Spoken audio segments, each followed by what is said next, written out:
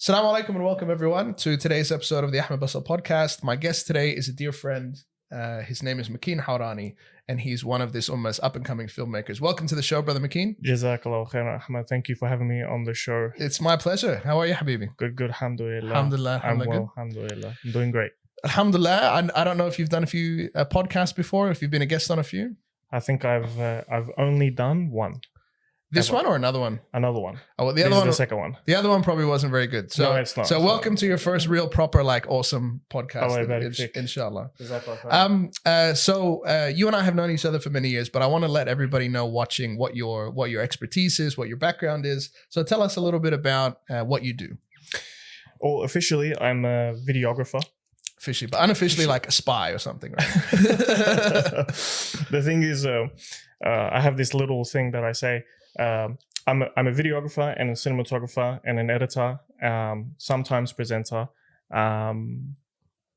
production assistant, Director, writer, director, all of those things. So I just like to say videographer. all of the things. That's right.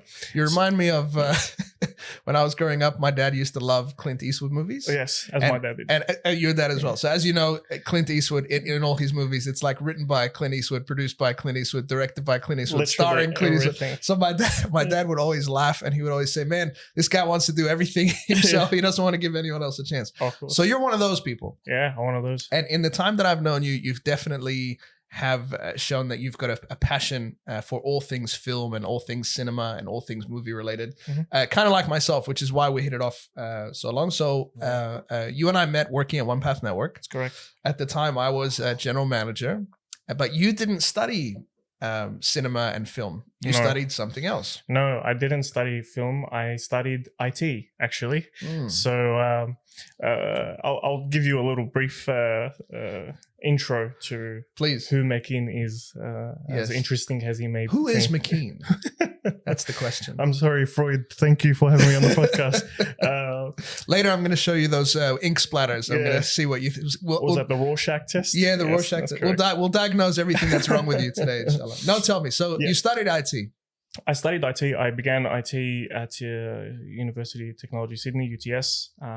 And a year in, I became disillusioned with Really? with IT. That yeah. fast? So how old were you when you started university?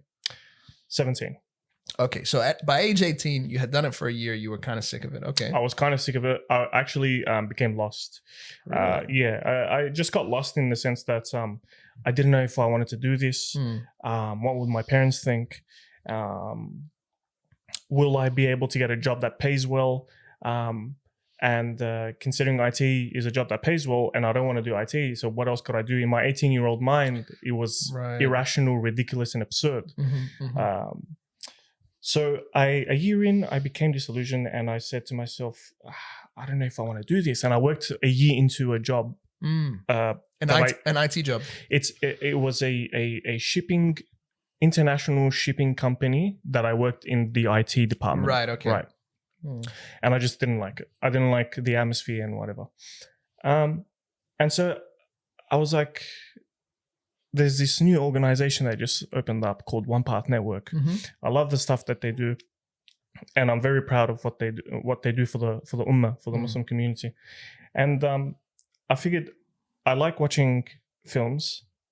I like making films, Right. and I've built up already a library of these bad short films. You know, those ones that you make with your friends. I was just gonna say. So had you made anything by this time? I have, and it's these short skits that me and my brother and my neighbor used to do. Right. You know, it's like, let's quickly come up with this stupid little gag, and immaturely produce it and send it to our WhatsApp group friends. And So similar to what you see these days on TikTok and that's correct. things like that. Okay, cool. So you were already doing that before there was a TikTok. Yeah, on this like little Canon DSLR, Canon 750D. I don't know if you guys are aware. It's a really good camera back in the day, 1080p, you know. Right. It was amazing. Anyway, Shout out to Canon if you want to sponsor the next episode of the Ahmed Bassal podcast. If anyone from Canon's watching. Well, now the camera's not. Anyway, so I was like, why don't I just volunteer for this Islamic organization Right. and do what I like? And at least get myself out of the existential rut. So at least you could still be at uni doing IT for career and money and whatever, but you could be volunteering and helping out at OnePath Network. That's correct. That was the plan. That was the plan. Okay. So I went in as a volunteer. Mm-hmm. That was the first day I entered OnePath Network. Is the first time I've ever met you. Yes, I remember. And if I could mention this little story, please. If you notice that I'm a bit tangential. That's all right. I go down different. Honestly, tangents. the tangents end up being better than the actual planned. That's correct. Thing anyway. I completely agree. So go for it. In the interview, we have big man Malaz interviewing me, and we have Ahmed Bassal interviewing me, and Malaz was telling me, why do you want to volunteer? Why do you want to, the typical questions. Yeah. And then I said one thing. I said, I'm a film buff. I love watching film. And then Ahmed, I remember that day, Ahmed was just like, I seen your attention just shift. It was like another me. Yeah. And this like sweet little smile creeped up on your face. I still remember it. I never had another man say that I have a sweet little smile. Of course, man. But of okay, course. Sure, You showed those pearly whites. So, and then you were like, "You're a film buff?" Yes, I love watching films. And I literally, on the spot in the interview, I don't know if you remember, I gave an example of how in The Godfather Part 2, how the camera, I remember we spoke about The Godfather. Yeah. In the middle of the interview, we were speaking about Godfather Part 2, the last scene, analyzing that last scene. Yeah, well. And you were like, we're going to have loads of talks about this stuff, considering... So let me clue you in on something then. So as soon as you said the words film buff, and you started breaking down Godfather scenes, I was already sold. Yeah. So by that point, I had already decided that we were going to take you on. Like regardless of what Malaz was going to say later, I was going to convince him and sell him the idea that we should have you on board. And that's why I said we'll have conversations about this later, as in when you're part of the team. And so apparently at that time, I was like, I wonder whether they're going to accept me or not, So I had the interview. I saw the studio. I saw the facility. OnePath Network is unparalleled in 100% in terms of it was then and it still is now. Still is now, yeah. For me, the most important thing at the time I was general manager. I had come from a corporate business background. I had been hired to do sales and sell advertising and sort of help the organization stay afloat financially. But I was super passionate about the work that OnePath did.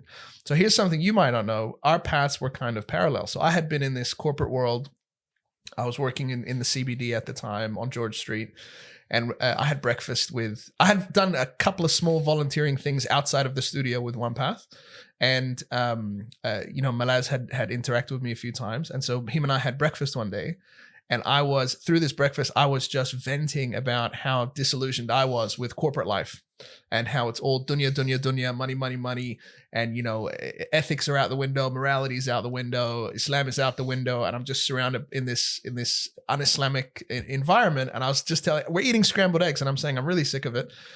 He had a corporate experience himself in the past. And he said, it's very different what we do and so on and so forth. And I said, I'll do anything to be full-time at OnePath. And I said it as a throwaway statement.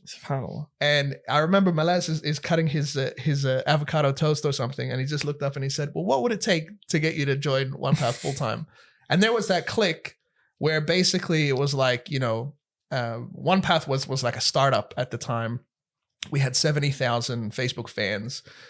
So there wasn't a lot of money to go around, but I did a quick mental calculation, what I could live off of. And I said, well, I'm earning this much in my corporate job. I'd happily take this much to get out of that and get into something Islamic.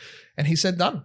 Mashallah. And so, it was just a matter of paperwork and whatnot after that. And I was there and it was. I never knew that before. Yeah.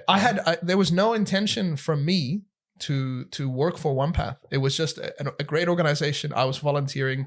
I had done, I think, 1 or 2 interviews with Reverts on location. So I hadn't even visited the studio or seen it. So Kamal and Muhammad came out and we filmed some guy on the rooftop of his building and we did a bunch of stuff. And it was just over breakfast. Literally scrambled eggs and toast. And I was like, man, I would love to do something Islamic. And he goes, man, we'd love to have you. And I said, okay, if you pay me this much, I'll do it. He said, done. And so that was it. I was so excited. Alhamdulillah. So very, very, there's quite a bit of parallel between the two stories. So you joined OnePath as a volunteer. Then I joined OnePath as a volunteer. I was still at uni. I was completing my degree. Mm-hmm. I have no idea what's happening in my degree. If you ask me anything about IT now, I couldn't tell you what cable connects to what. Because I was gonna say we've never had an IT related conversation. No, nothing. I've only built my computer. That's as far as my IT capabilities goes, which a 10-year-old can do. I loved working at OnePath, as you know, and I built up my skills at OnePath. They trained me, and I was contributing, and it was like a cyclical thing. And I figured, hey, I need to do an internship for my degree. Let's do it at OnePath under the guise of IT. So I was reporting that I do IT stuff. So we just need to say a little disclaimer. Like if anyone from your university is watching, you did do IT related things. You did plug cables in and reformat hard drives and things. So it was legit. It was legit. It was technically legit. But he also did some filmmaking. I did some filmmaking as well. All right. Let's just to be clear. I don't want you to get a phone call later. No, that's fine. We have to cancel your degree and whatever else. Oh man. So how many years at OnePath since then? So I'll just finish off. The internship became a full-time employment after I finished my degree. I asked Malaz for a full-time job, and he happily gave it to me. Of course. And since 2018 October, so from 2017 March 2017 to 2018 October, I was volunteer intern. Right. October 2018 till now, I'm full-time employee at OnePath Network. Alhamdulillah. And it was the best decision I've ever made in my entire life. Alhamdulillah. Well, Akhi, it's where you need to be. I remember when I had that breakfast with Malaz, I was actually in talks with another Muslim organization who shall remain nameless. They were looking for a CEO. So I had been discussing with them, and we were sort of dancing around this idea that I could get out of corporate and get into Muslim community organization. And with my business experience, corporate experience, and master's degree in business to help them sort of enhance their business, enhance their reputation, enhance their professionalism, their systems, their processes, all that stuff. I literally had told Malaz that I was going to take the job with OnePath.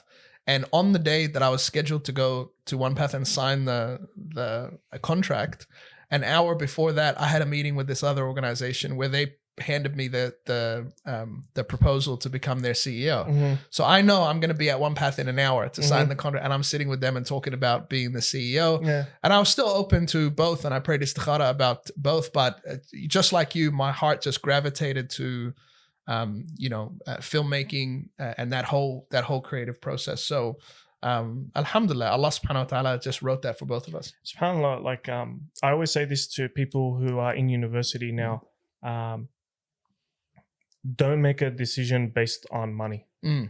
I thought IT would pay well, so that's why I went into IT.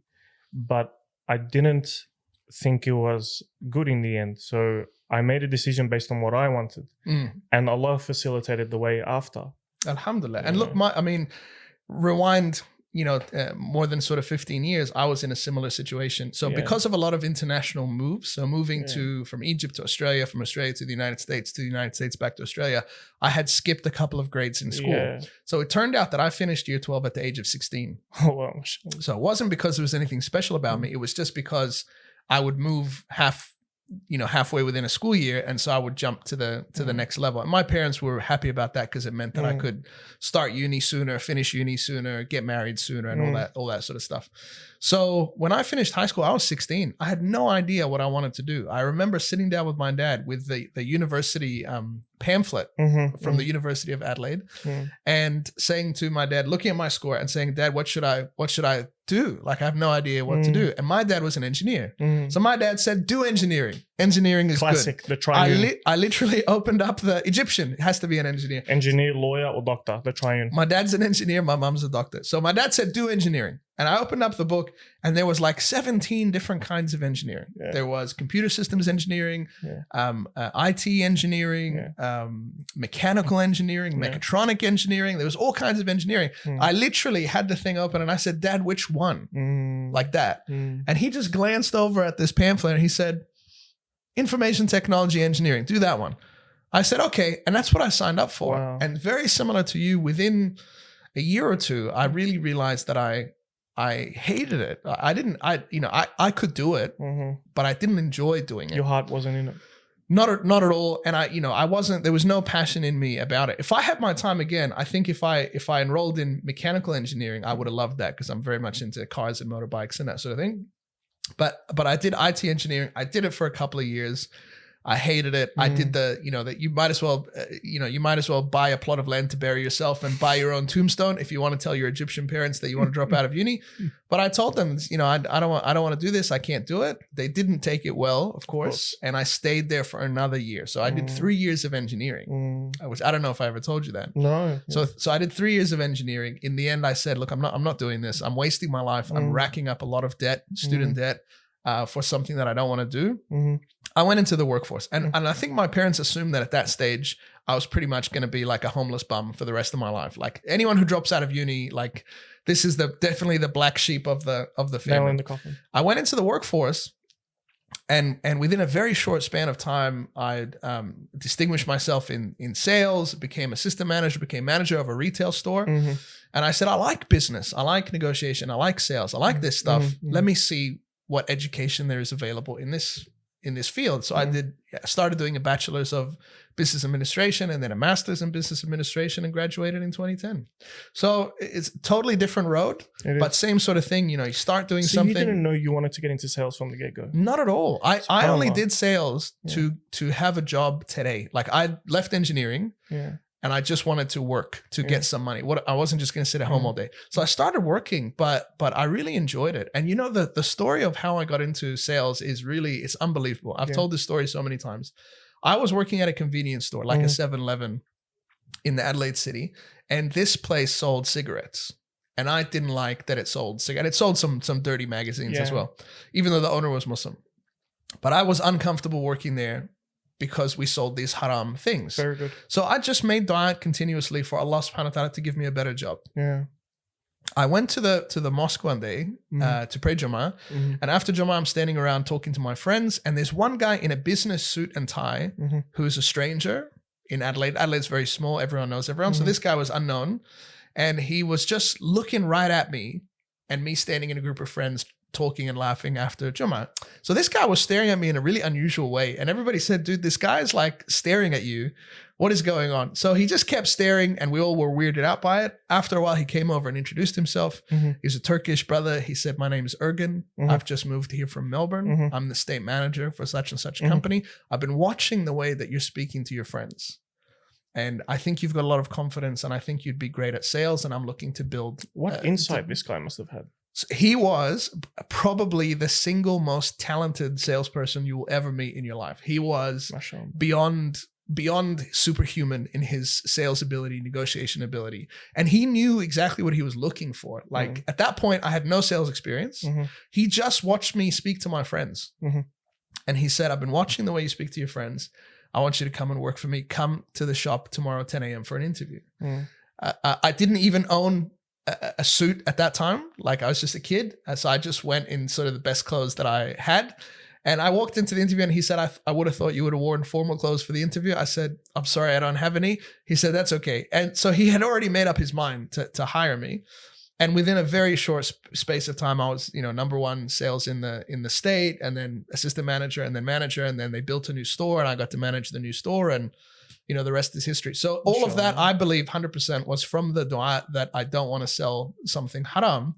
And that really kickstarted all the way to corporate here in Sydney and then that shift to OnePath. Similar thing happened with me when I was in my corporate job. Yeah.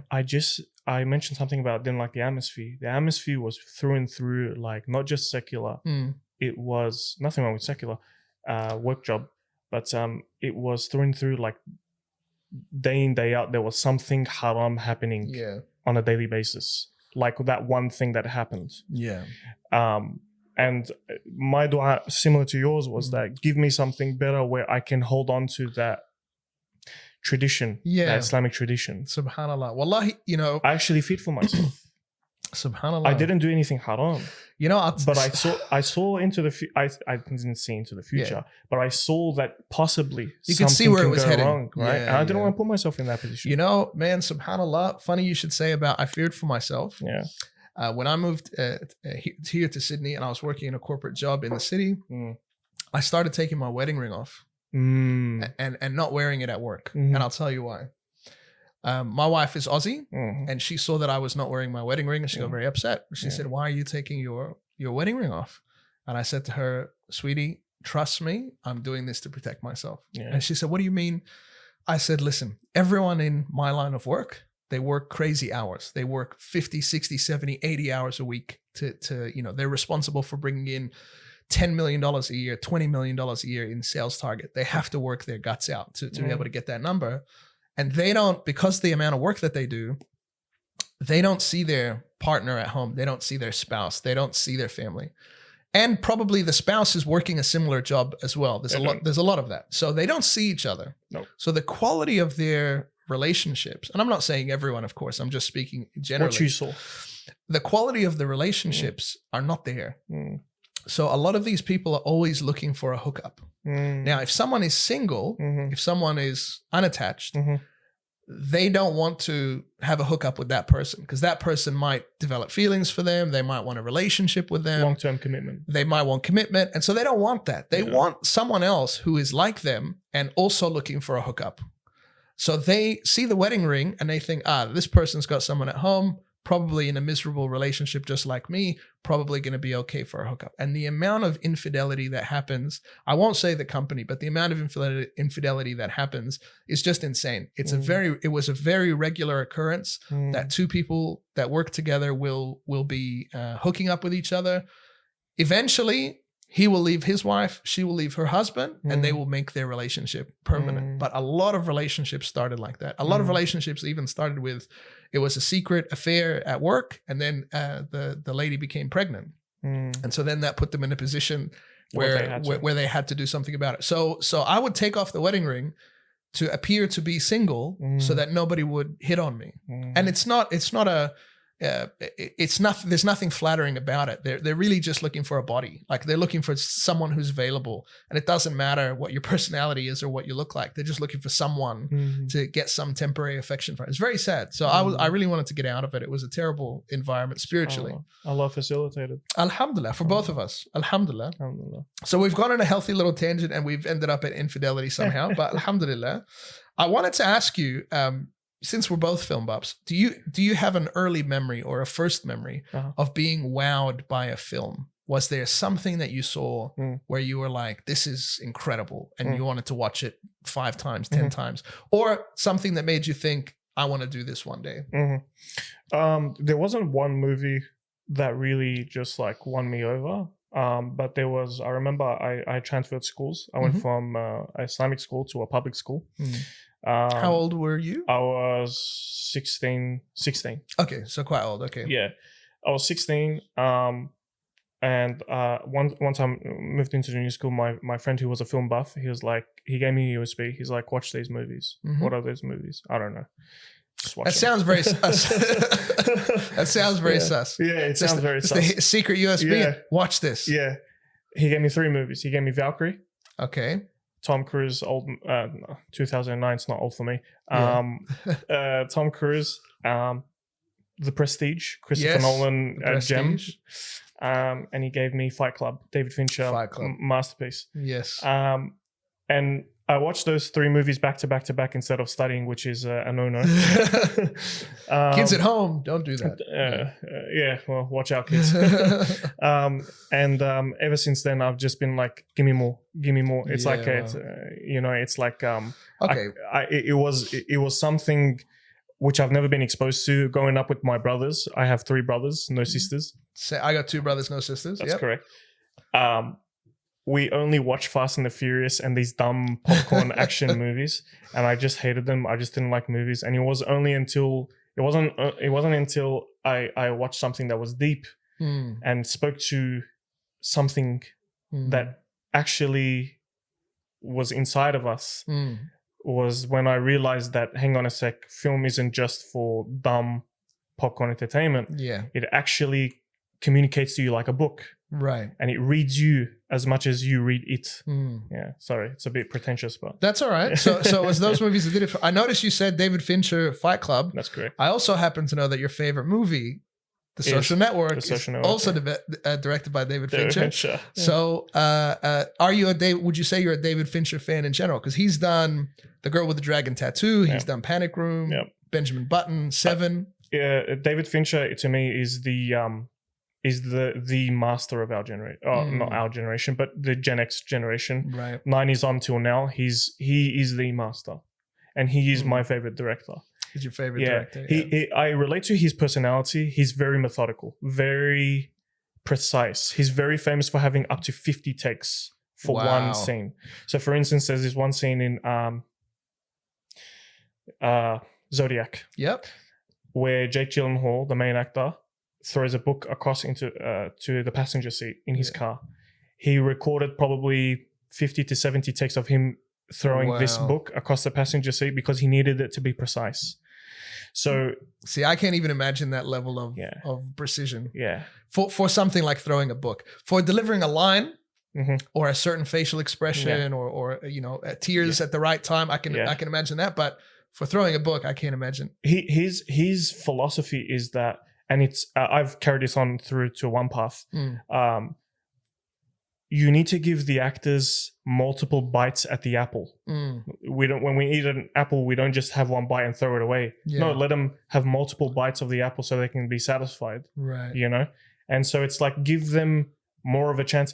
Even if you're satisfied with the take as a director, if you should still ask the actor, do you think you can do better? Right. Because maybe you don't see something that the actor sees. So, and then the actor will be like, I think I can do better. Go for it. Yeah. How many takes, it doesn't matter. Look, I would say, you haven't been on camera a few times. I would say I agree with that if they feel like they can do better. But I know that Samuel L. Jackson, most of what he does is one take. Yeah. And if the director asks him for more than one take, he will ask the director why. Yeah. Like, what do you want me to do different? How do you want me to improve it? Give me some critique so that I can give you what you want in the next take. So he wants to do as few takes as possible. Because this is an interesting discussion. Samuel L. Jackson works with pros. 100%. Yeah. So if the director, he works at Tarantino. Tarantino is a master. Tarantino would, if he wants another take, I bet you Samuel Jackson will be like, hell yeah. Because he knows he's working with a master. However, Samuel Jackson does a lot of garbage films. So Snakes on a Plane. Yeah, Snakes on a Plane. So if he's working on that film, I can understand him saying why. Because he knows the movie he's making is just for money. So that's interesting. So I've got a list of directors here and films they've made. So we've talked about David Fincher. So Girl with the Dragon Tattoo. Yep. Panic Room, Seven, Network, Benjamin Button, Fight Club, Social Network, Christopher Nolan, The Prestige, which you mentioned, Dunkirk, Inception. I had the first time I saw Inception, I had the weirdest, trippiest dreams. I watched it and I went right to bed. Wow. And I had these crazy psychedelic time travel, dream within a dream, sort of crazy dreams that I really enjoyed it. Interstellar, which I don't know why, but I keep rewatching that movie. I wouldn't even say that I think it's a brilliant movie, but there's something about it, about the mystery of what happens next and the pacing of it, and I think a lot of it has to do with the soundtrack. That it gives you this medium tension throughout, where you're not quite on the edge of your seat, but you're not relaxing either. That's correct. And it just kind of holds you for the whole film. And I gotta say, I haven't really figured out how Nolan pulled that off to have you always wanting to see what happens next. So, well, the thing, interesting thing you said about Interstellar soundtrack, Hans Zimmer famously used the church organs. Are they called the organs? I think so. Something like that. Those massive pipes that stretch out of a massive piano. That's like 1,000 years old. He recorded it in the church. Why? We're doing a movie about space. Why would he need church wow. piano, organ or whatever. My opinion is that he's making a movie about the existential meaning of life, as pretentious and as vague as that sounds. The movie's ultimately about love. And the famous line, the love between a father and daughter. Love is the most powerful force in the universe, and whatever. Right. And the parallels between love and gravity. And it's interesting how audiences reacted to that when they first watched the movie. There were actually people laughing at that. I actually thought it was ridiculous. Yes. Like the first time that I saw it. So you're trying to get to the end of the movie of how are they going to solve this problem and save the human race.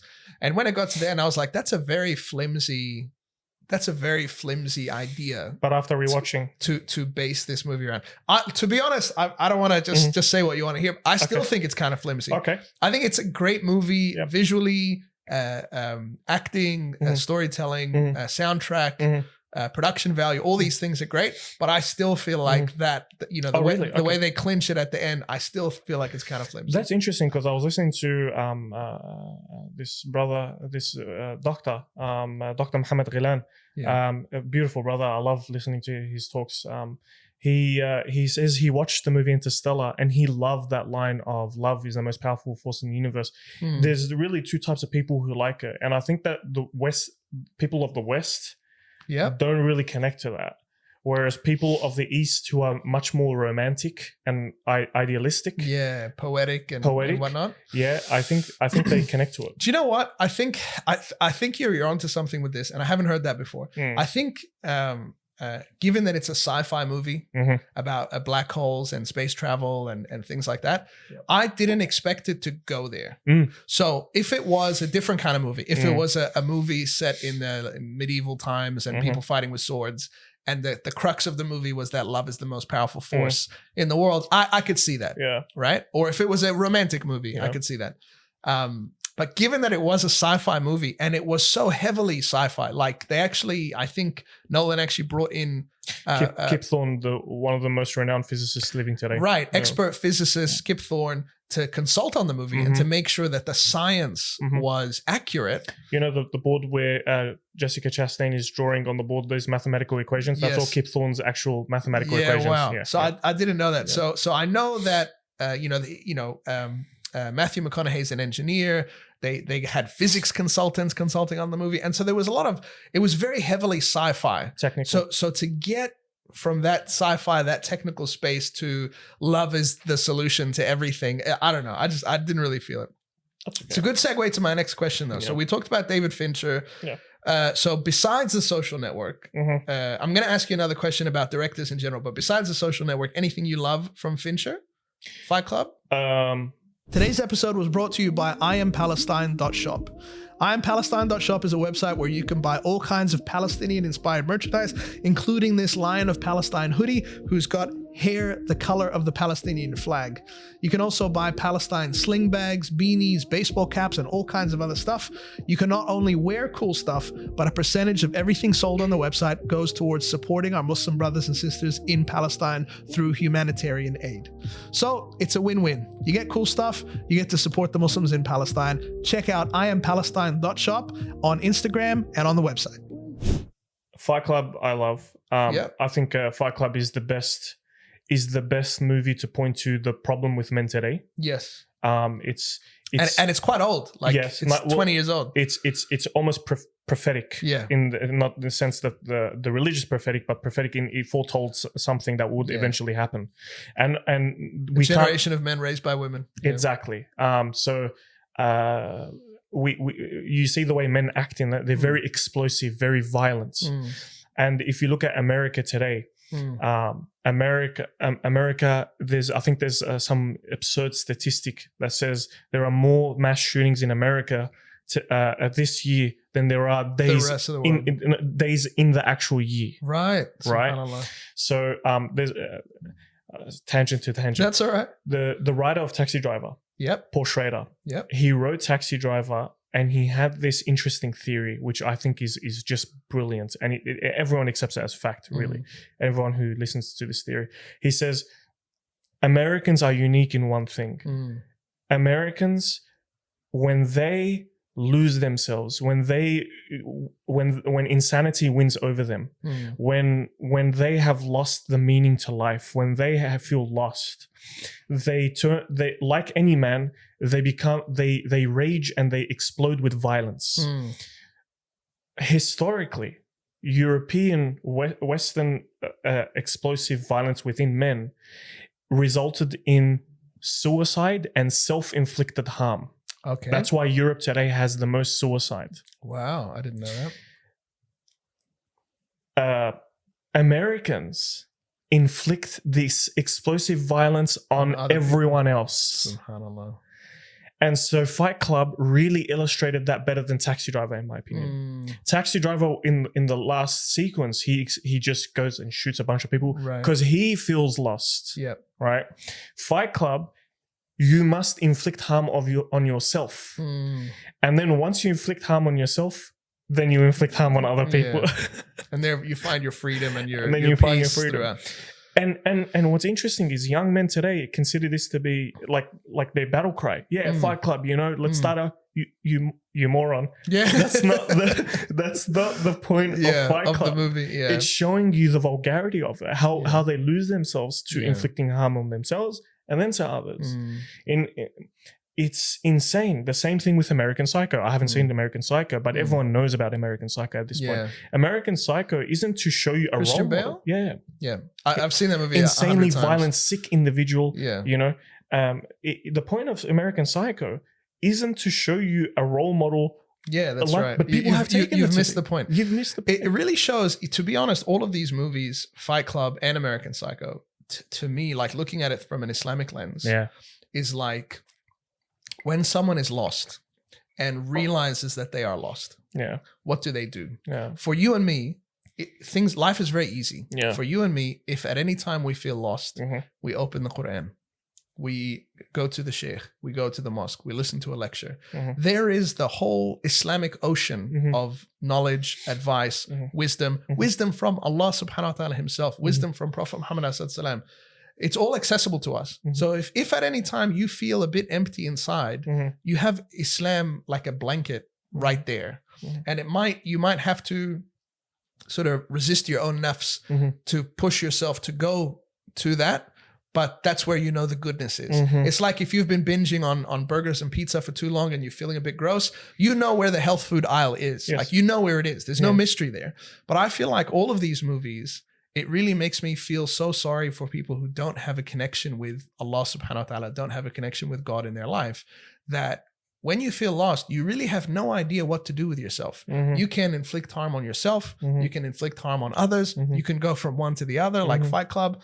And you have no solution. Well, you don't know where the solution is. It's, like Allah subhanahu wa ta'ala says, the difference between the darkness and the light.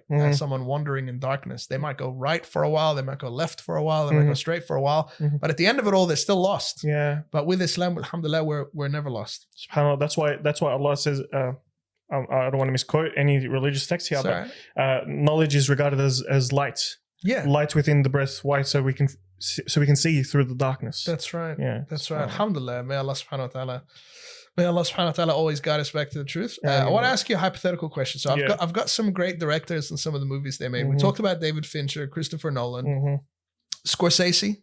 I love Scorsese. So we got The Departed, The Aviator, the Irishman, Gangs of New York, Raging Bull, Goodfellas, one of the greatest movies ever made, Taxi Driver. Yeah. So there's a bit of a theme. Like nobody makes a gangster movie quite like Scorsese. Nobody makes a movie about men like Martin Scorsese. Oh, I never looked at it from that angle. Irishman. So Irishman, all men, Departed, all men, Aviator, mostly. Yeah. Gangs of New York, yes. About ego.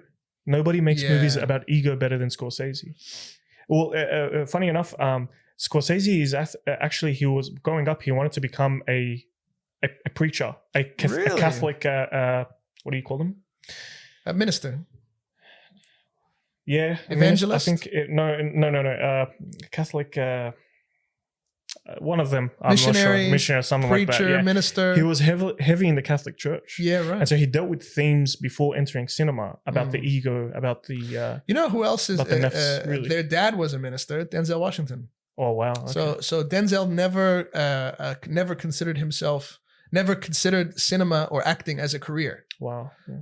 Because he said growing up, he never saw black people on TV. He never saw black people on screen. He saw a need. He saw only white people. No, not even that. So because he never saw black people on screen, he never thought that was something that's a possibility for him. Wow. He thought, well, this is something white people do. Wow. And he started off pre-med. So he was doing university to become a doctor. Yeah. And that was his path. Yeah. And then he changed into philosophy and law, and he was going to become a lawyer. Yeah. And so he started changing degrees and slowly over time migrated to the arts, and then started off in theater before there was a lot of black people in cinema, and then eventually transitioned to cinema from theater. And that was one of the greatest, one of the most famous actors. One of the most famous, one of the greatest as well. So he never considered acting or cinema as a career, nor was he particularly passionate about it. But his life sort of steered him in that direction. So, Denzel Washington could have been a medical doctor, but it didn't turn out that way. So I want to ask you, which of these directors, if you could go and study under the wing of one of these directors for a year, be their assistant director for a year. So these are your choices, right? We got Christopher Nolan, David Fincher, your fave, Martin Scorsese, Tarantino, who's done The Hateful Eight, Inglourious Bastards, Django Unchained, Pulp Fiction, Jackie Brown, Kill Bill 1 and 2, and so on. I'm sure you know all these movies. Those are the four. Who would you choose if you could go and study under one of those? Let me give you a fifth, actually. I got Ridley Scott. So Ridley Scott, very different. A lot of sci-fi, The Martian, Prometheus, Alien Covenant, Alien, Gladiator, Hannibal, bit of a weird one in there. Kingdom of Heaven, the one historical movie. So out of those five, let me just lay them out for you. Nolan, Fincher, Scorsese, Tarantino, Ridley Scott.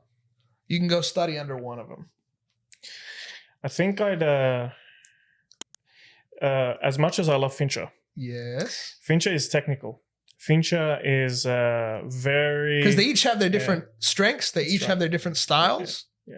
I think that what speaks to me most is the spirituality, the theoretical, the philosophical side of film as much as the technical. So I think I'm going to go with Scorsese because Scorsese... Wow, okay. I did not see that coming. I didn't think you'd go that way. Yeah. All right. So tell me why Scorsese. Scorsese because he's proven over a massive career, like still till now he's making masterpieces such as The Irishman. Yes. Irishman. He's proven that he's still got it. And and if you see the behind the scenes of him directing The Irishman, as Al Pacino is reciting his lines, he's doing this. Like a maestro. Composer, right? And so to him, and you hear him speak about films, there's a philosophy behind it. And so if you teach someone the philosophy of film, as well as the technicality of the vocabulary of cinema, he talks about that a lot. What is the vocabulary? What words, camera angles, edits, lighting, audio cues do we use to illustrate an emotion? Scorsese nails it better than anyone. That doesn't mean I feel like David Fincher films connect with me better. That doesn't mean that David Fincher is a better director. Okay, because to me, Scorsese is like the difference between a pop song. Tarantino is a pop song. He's the music that you turn up when you want to drive fast.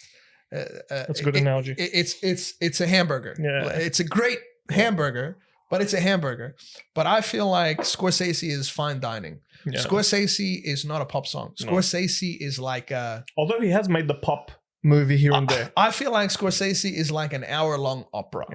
Like if you want to enjoy Scorsese, you need to sit down, get your seat right, get your drink ready, your snack, your popcorn, the lighting. It's Scorsese is for the cinema. Tarantino you can watch on an iPad. Not saying anything bad about Tarantino. I love Tarantino. I love Tarantino. So since you said Scorsese, I want to share with you something that Scorsese said and get your thoughts on it. So don't quote me. I don't know exactly word for word, but he said something along the lines of, we've seen, record-breaking box offices from the Avengers movies and the Marvel movies, and DC desperately trying to replicate.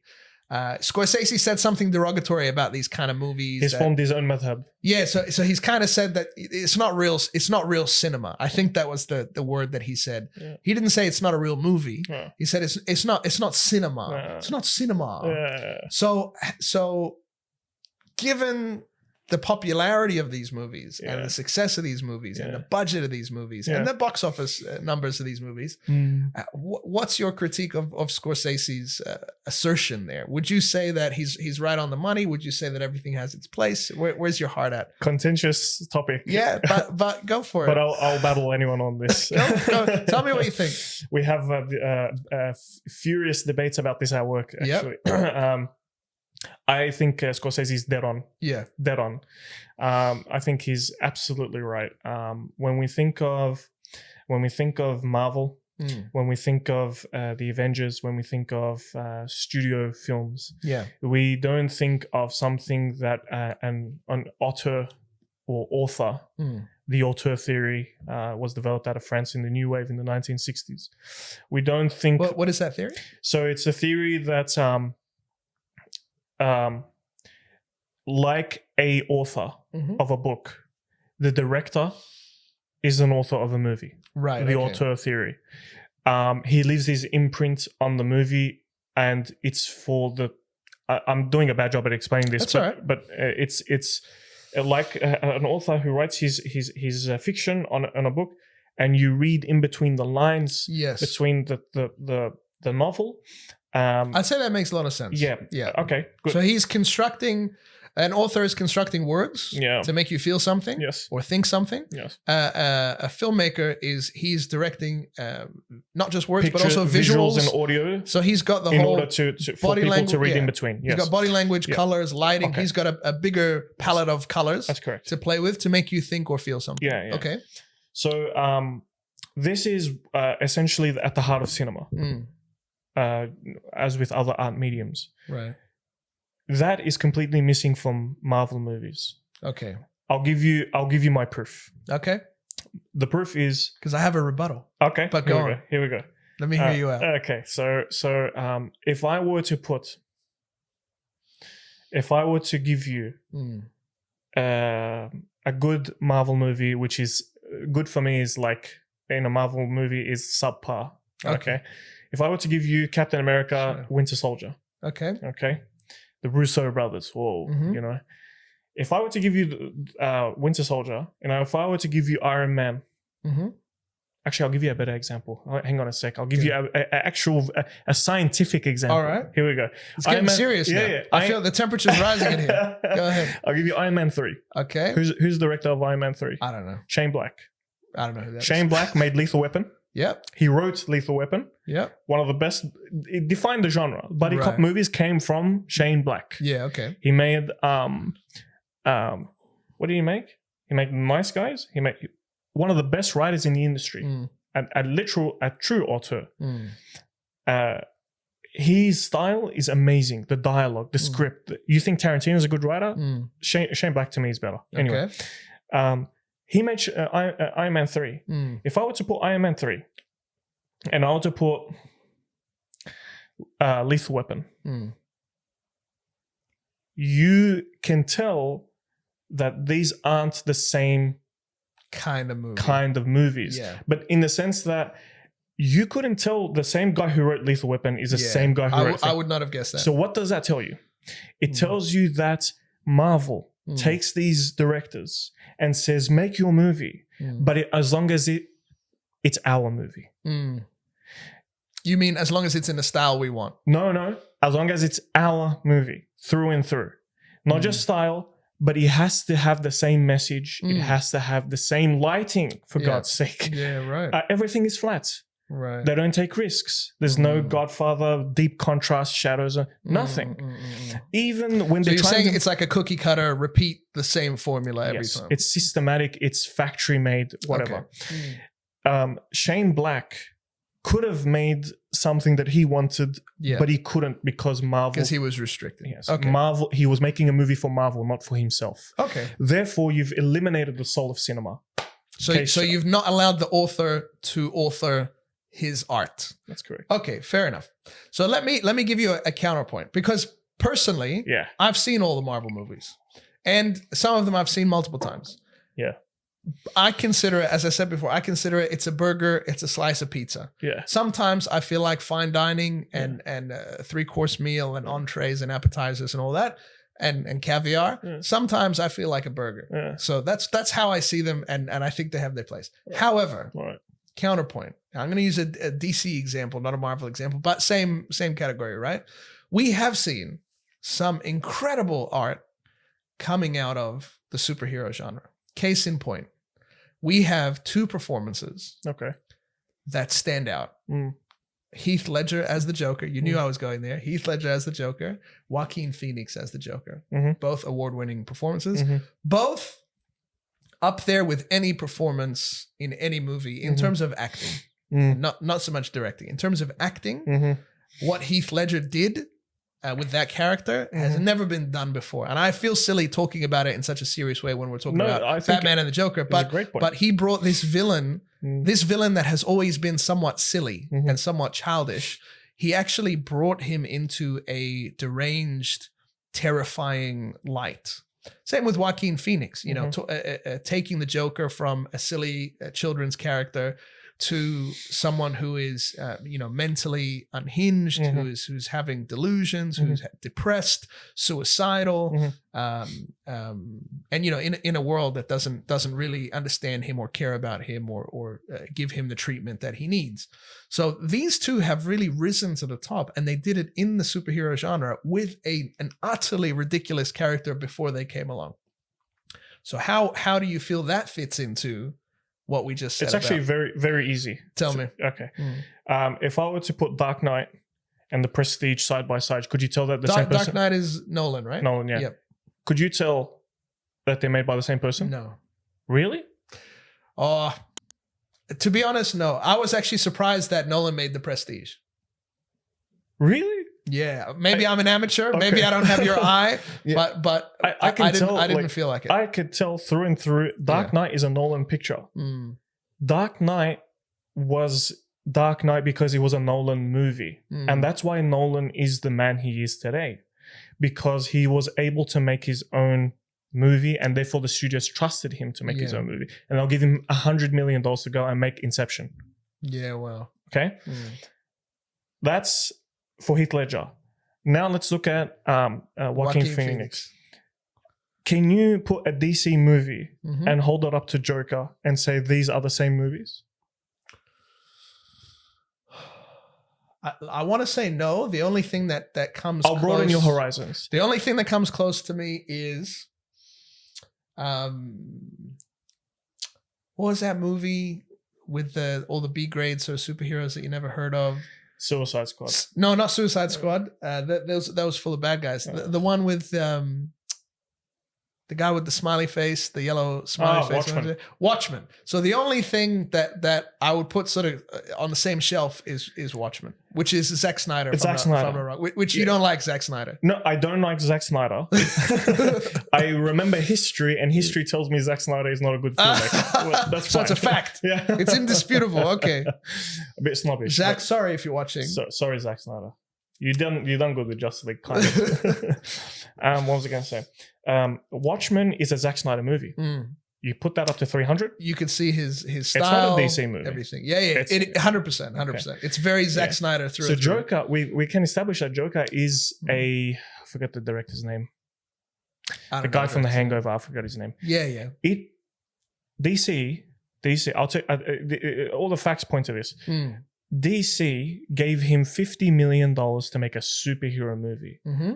DC would not give $50 million to any of their other movies. They'll give $100 million. Yeah. So what does that tell you about DC? They're like, we want this to be a superhero movie, but we don't want it to be a superhero movie. Meaning they want to own the movie, but they don't want to own the movie. obviously Joker became Joker, and he was successful, and he made $1 billion from $50 million. Yeah, but it became what it was because they allowed them. They said, okay, you can do R-rated, but he's 50 million. We're not going to give you 100 million. Yeah. You can have Joaquin Phoenix. You can have the most like unusual cinematography. You can have the most unusual soundtrack with a cello playing something out of an opera, right? So back to your previous point, they allowed the creative freedom, is what you're saying. Same thing with Christopher Nolan. Now, once they had the success, this is very common within cinema, even within any other art form. I think Todd McFarlane, the creator of Spawn. and Spider-Man, once he re-envisioned Spider-Man in the comic books and garnered so much success through his comic books, Marvel came back and said to him, no, you can't change it anymore. It's too risky. After he took the risk. You see what I mean? Wow. But because Todd McFarlane didn't have the power, therefore they took back their property. But Todd McFarlane made it what it was. Yeah. And the same thing. I've always been a Todd McFarlane fan. Yeah. It's a shame that the Spawn movie that they made with, I think, Michael Jai White, it was really ahead of.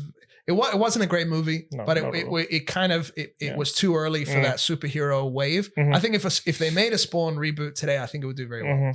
I want to ask you sort of my last big topic in this conversation is about faith and film. And I want to start with a bit of a case study because and I know the Muslim community is not big in film. The only Muslim movie anybody ever remembers is The Message, which was made in the 1970s, 1976. Mustafa Akkad. And may Allah have mercy on him. Brilliant. To make a movie about Prophet Muhammad ﷺ without ever showing Prophet Muhammad ﷺ is unbelievable. And he did it in Arabic and English simultaneously. Amazing. So he had an Arabic cast and an English cast, and he shot one and shot the other, and identical. And it's brilliant. Yeah. It's just brilliant. And he had some great names. So I want to talk about faith in film for the specific reason that I want people watching and listening to think about what Muslims can do with cinema. So I want to give an example of Mel Gibson. The Passion of the Christ. The Passion of the Christ is a movie depicting the last 12 hours of the life of Jesus Christ through the Christian lens. This movie was made with a budget of not $50 million, but $30 million. So almost nothing. And made at a time when Mel Gibson was kind of pushed out of Hollywood circles for saying some things. That movie grossed $612 million at the box office on a $30 million budget. Not only that, Mel Gibson made another 100 million, somewhere between 50 and 100 million off Passion of the Christ merchandise. So he signed a deal that he had exclusive merchandise rights, and he went nuts with merchandise, all kinds of Jesus Christ merchandise, and he sold a lot of merchandise. So out of the 612 million at the box office, Mel Gibson got half, so he got 300 million, and he got another 100 million off merchandise. Now, that movie is I actually haven't seen the entire movie. I've only seen snippets, but parts of the movie are in Aramaic, reconstructed Aramaic, Hebrew, and Latin. And there's a lot of subtitles. Before this movie was made, if anyone had said, we want to make a movie about Jesus Christ being crucified, I'm sure nobody thought it was a good idea. As to what you just said, only giving him a budget of 30 million shows how well they expected this movie to do. If this movie made 60 million at the box office on a $30 million budget, they probably would have been happy with that. It did 600 million. Nominated for 3 Academy Awards, makeup, cinematography, and something else. However, has terrible reviews. If you look at any review website, I think it's 49% on Rotten Tomatoes, 6 out of 10 on IMDb. And a lot of people reported that when they saw the movie, they felt physically sick, nauseous, and disturbed after because of how graphic the torture of Jesus was in that movie. So to me, my take on everything I've just said, these dry facts, is that there are so many Christian people in the world who love Jesus that this movie did that well. And even though it was disturbing, even though it had terrible reviews, even though it left you feeling sick at the brutal torture that is depicted in the film, it still did amazing things. Now, we haven't made a Muslim film really since the 70s. We've had some success with things like Ertugrul and the Umar ibn Khattab series and things like that, which are getting very popular. Personally, I think it's a ridiculous waste of a Muslim's time to watch hundreds of hours of television. Absolutely. to see a series like that. Look, that is a bit hypocritical of me because I have watched hundreds of films. But committing to a 2-hour film is not the same as committing to a 10 series show. 2 hours per episode. 2 hours per episode. So I want to ask you about faith and film, and what you see yourself doing with your skills, talents, and experience, between now and your retirement age. What do you think are the opportunities for the Muslim community? What do you think is the areas that we can tell our stories, author our thoughts and feelings in the minds of the audience using this medium? Well, that's a massive question, man. It is, yeah. Man, where do I begin? Let me start it in a smaller chunk for you. I can start off with the condition of Muslim cinema now. Sure. The condition of Muslim cinema is as it seems. It's, I'd say non-existent. Rubbish, non-existent. Yeah, There's nothing. There's nothing. The only people who've capitalized on anything Islamic is as you said, the Otorul, whatever you want to call it, series, and the Osman and now there's multiple series coming out. But Otorul tapped into something. It took the Muslim world, and we both made a fist at the same time. Yeah, there you go. I think it made people feel proud. It made Muslims look at our own history and think, yes, these were some amazing people. I have an interesting opinion about this. What kind of statement is that? I have an opinion about this. That's okay. I'm sure your opinion is interesting. It's Otorul came out. I think it came out in 2014. And Marvel was at its it's climbing the ladder.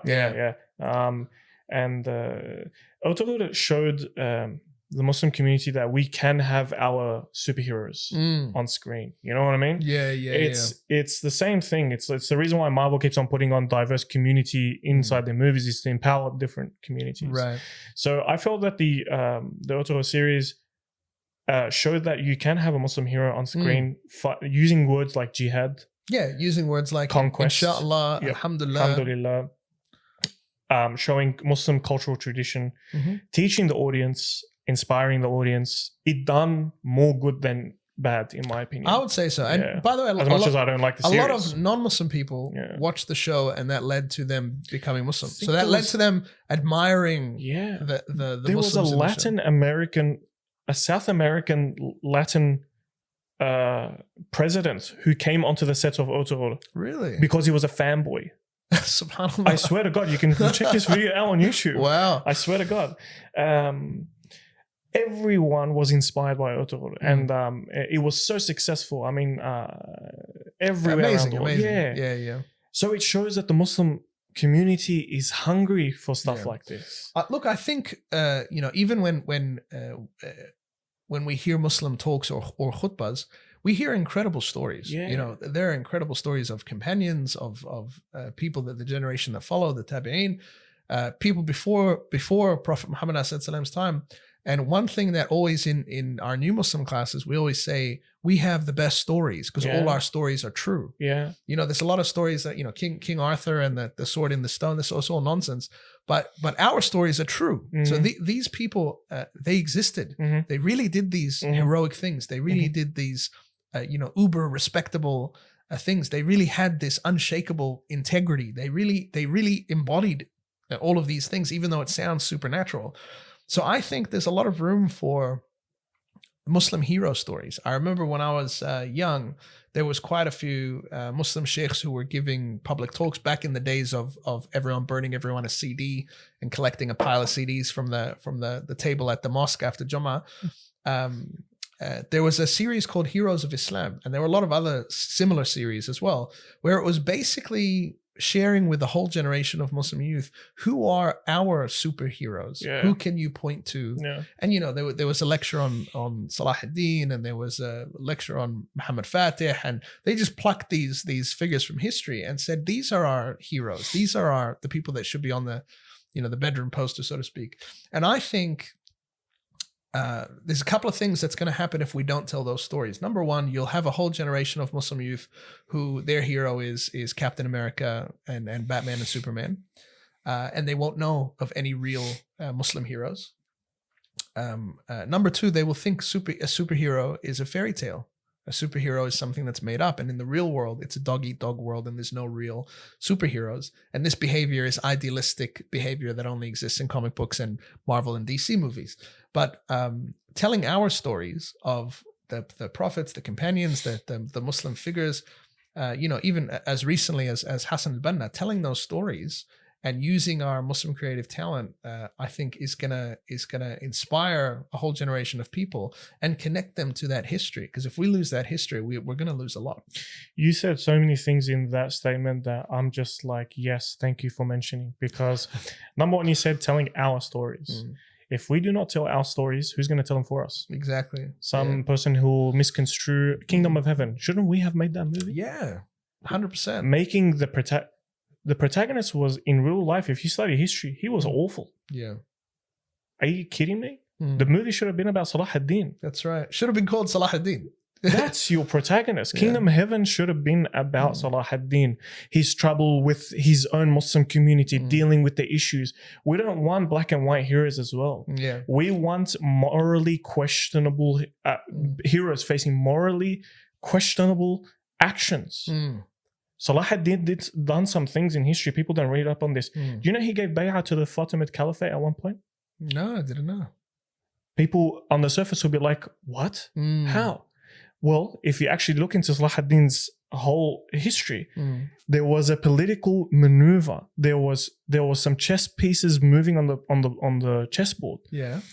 Of strategy, utter strategy, where he infiltrated the Fatimid Caliphate, the Fatimid dynasty, and he took over, and that's how he won Egypt. But if people take that on as, imagine a Muslim leader today gave bay'ah to some, they'd slaughter him. Forget about it. Yeah. Bro, they'd slaughter him. That's another tangent. But I'm saying our heroes done some morally questionable stuff. This is fact. Muhammad Fatih, the guy who conquered Constantinople, who may be the person mentioned in the hadith. Do you know he introduced the system of slave soldiers? No, I didn't know that. Do you know I may be wrong about this, but he definitely indulged in that system. He may have created it. It doesn't matter. It doesn't matter. But he used it regardless. Yeah. And I may be wrong about this as well, but he introduced the system of fratricide, where a sultan eliminates his competitors to the throne, killing off the relatives, either the sons or the uncles or the. These are things he indulged in. Our history isn't black and white, but I think that's a beautiful thing. You know, it's funny that you mentioned that. I was reading about the best villains, in comic books and fairy tales and things. And there was a ranking of the top villains, and it turned out that the number one villain was actually my favorite villain, which is Magneto from the X-Men comic books, because. Like you said, the best characters are not black and white. The best villains are the ones that you can sort of empathize with sometimes. You know, this is something that is a big difference between sort of DC and Marvel. DC villains are the crazy guy who wants to destroy the world.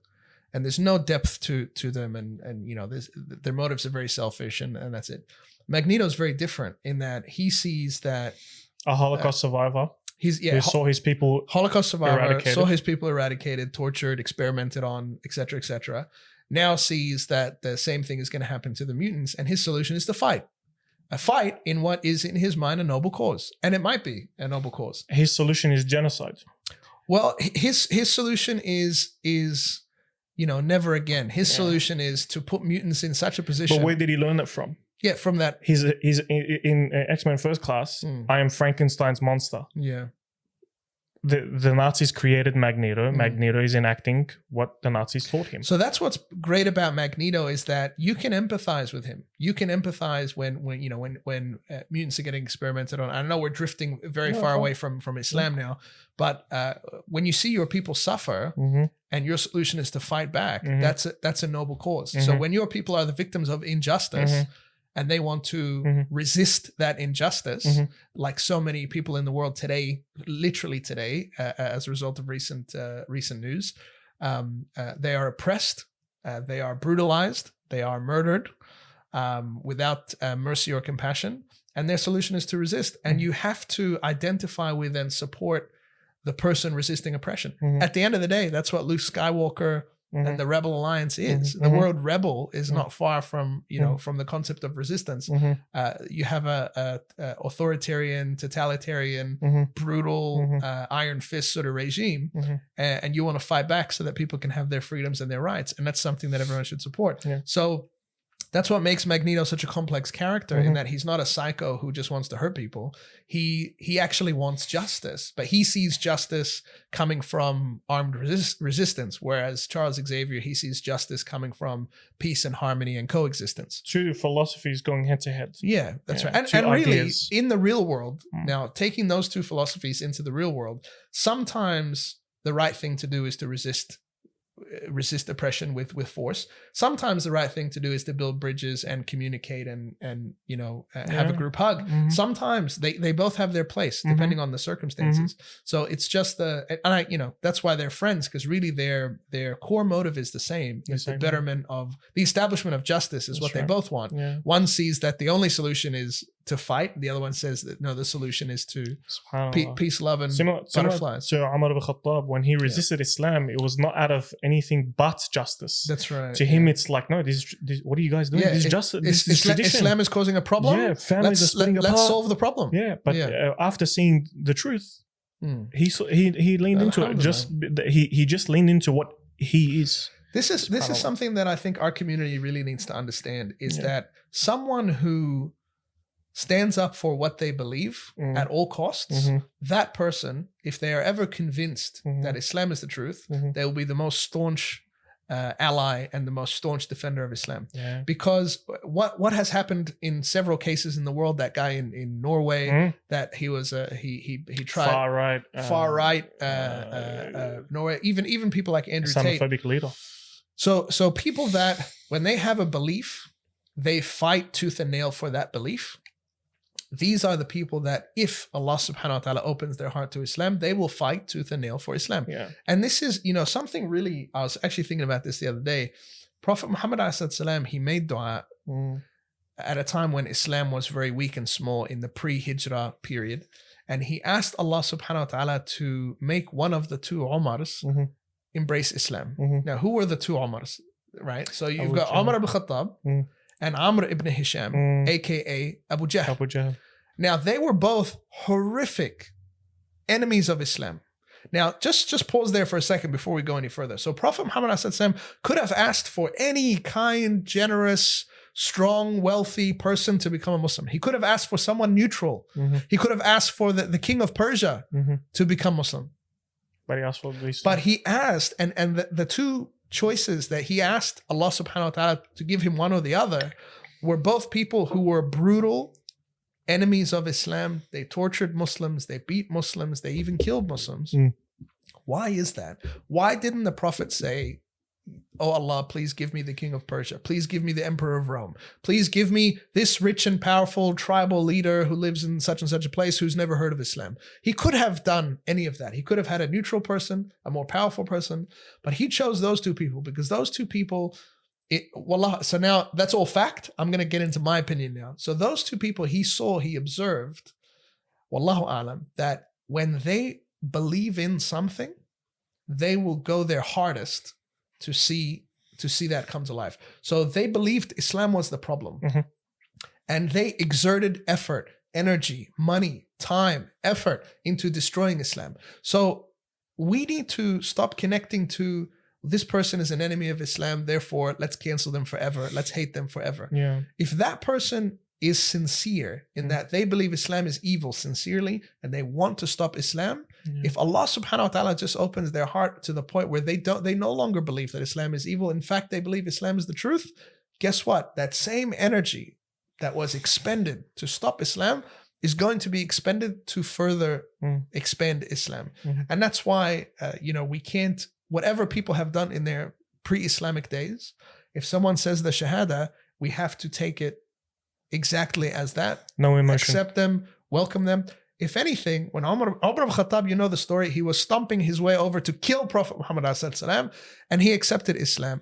The other companions there, they did not treat him with suspicion after that.